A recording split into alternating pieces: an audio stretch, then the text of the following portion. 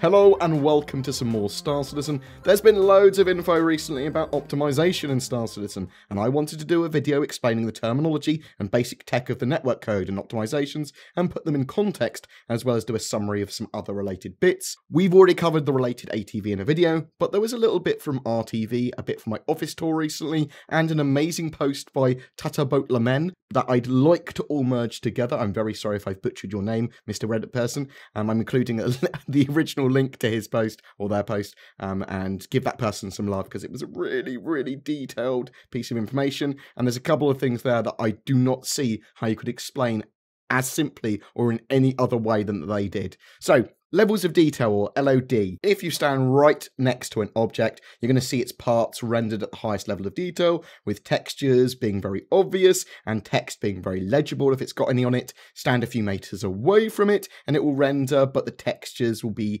slightly less detailed and the text might be harder to see, maybe a bit blurry. A few more meters away and it still be recognizable as that object, but the text might be a line or a color. Get far enough away and you'll see the object as a dot in the distance. LODs simplify the shape and details of an object the further you get away from them, so your computer doesn't have to render as much, typically GPU-based rendering as well, allowing them to render lots more at lower resource costs, basically. Serialized variables are the states of that object. Your object might be able to move or be damaged, for example. The server tracks all of those states and the state of its damage, or the variables, and feeds that information to every client or connected player. This is a massive drain on servers, the more states and objects there are, as well as the more players that need to receive that data. Serialized variable culling. So this is coming in 3.1. This basically allows objects that aren't near anything that requires for its state to be known to be culled or slowed down, for example. So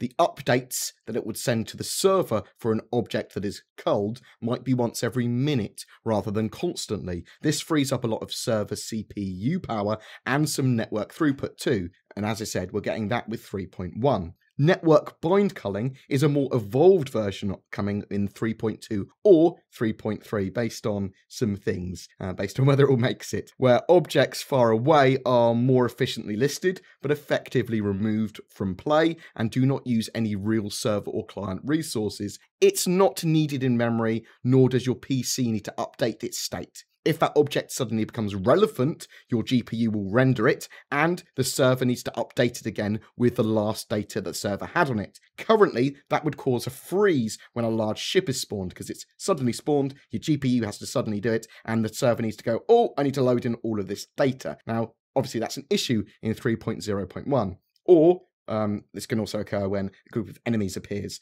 But object container streaming solves this issue when used in tandem with network bind culling. So object containers are like Lego models. Lego model is, in its simplest form, bricks in a box with instructions to assemble them. The bricks are objects. Your Lego model, once assembled, contains bricks, and by its definition is an object container, and could contain many other smaller models or other object containers as well. The container is basically a call-up list of all the parts of the model and where they fit, which is then loaded into memory, thus reducing system load times and cost. Technically, the Stanton system was set up for object container streaming in 3.0, but isn't using the optimizations that come with object container streaming, coming in 3.3 in September. This basically deals with what object containers need to be in your memory at any one time, sends the information to your GPU, and prepares any more object containers that it thinks you might need, as well as removing the ones you no longer need.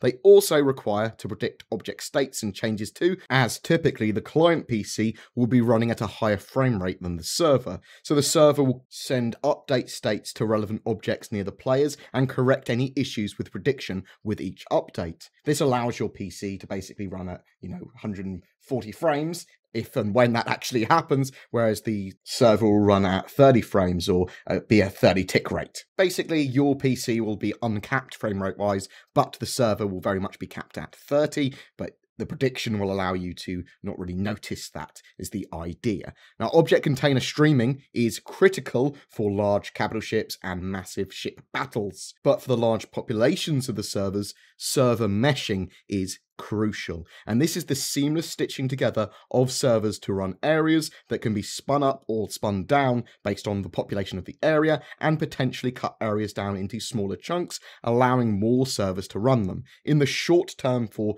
3.4 in December, we should see this used in the Stanton system to section up each of the moons, and potentially some of the points of interest like Grimhex and Port Olisar to be run by a different server each, and then transition seamlessly between those servers using quantum travel. In the short term for 3.4, these servers will also be region locked like the PU currently is, so separate servers for the EU, America, and that sort of stuff. Now, a lot of slowdowns and issues in Star Citizen's persistent universe up to date and in 3.0.1 are caused by a large amount of objects and entities and them spawning in, rather than the catch-all term network code causing issues. But a lot of this is going to be addressed throughout the year, 3.1 being a massive optimization boost, but then we're getting all these other things, server meshing, object container streaming, that I already mentioned, which will give us huge improvements. Ping or latency, however, is still a major issue, as various regions vary so much.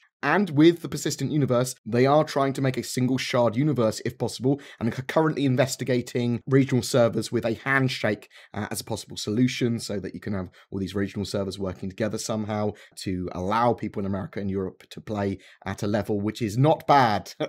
However, it's much more likely for Star Marine and Arena Commander to stay on regional servers for the best possible performance on those competitive modes. They are also looking to get mid-tier and, I suppose, low-tier PCs running Star Citizen at relatively good frame rates in the future, though some concessions might need to be made. They're just going to try and get PCs to run Star Citizen at the best possible frame rate that they can, and for that to be scalable. Temporary fixes and mini updates do affect the timeline for features. That said, there is no real other way of doing that process now, and there are plenty of benefits of having an alpha model where the player base can play the game through development. It does give them a lot of extra ideas, a lot of extra feedback and metrics and data that allows the game to evolve in a way that hopefully most backers can be happy with. And I hope that gives you a deeper look at the jargon that CIG, RSI and myself use regularly, and what it means for the game in the short and long term. Every month we have a ship giveaway. For March it's for the Outpost Building Pioneer, donated by our featured org Forgotten Heralds, a BMC with a history grounded in UEE military service. Their doctrine focuses on operational agility through in-game training and a sense of friendly, active community. Check out their org page down below, as well as their Discord. See if you're a fit for them. They are a great org to be a part of. To be in for a chance of winning that Pioneer, however, make sure you're subscribed to my YouTube channel and then comment on any of my videos made during this month of March. Each video will give you another opportunity to win. I'm going to chuck their little recruitment drive video at the end of this, and there will be an org spotlight up for Forgotten Heralds up shortly. I'm going to try and time it in the next few days. Strangely enough, Letters from Vega's coming out in the next few days as well.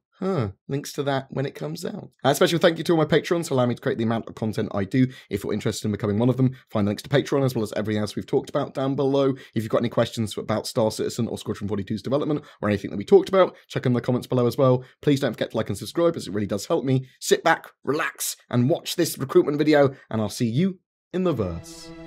What is it that drives you? Now, in the vast expanses of time and space, what singular moment defines you? That first moment when you tasted the air of a world other than your own? When you climbed into your father's lap and got your first real glimpse of what it meant to fly? Or was it the first time you heard about some new discovery or innovation? Individually, we've all had our imaginations captured by something. For my part, for our part, that singular, shining, bleeding moment, that defining clarion that set us upon our true path, was Aramis, was Vega 2.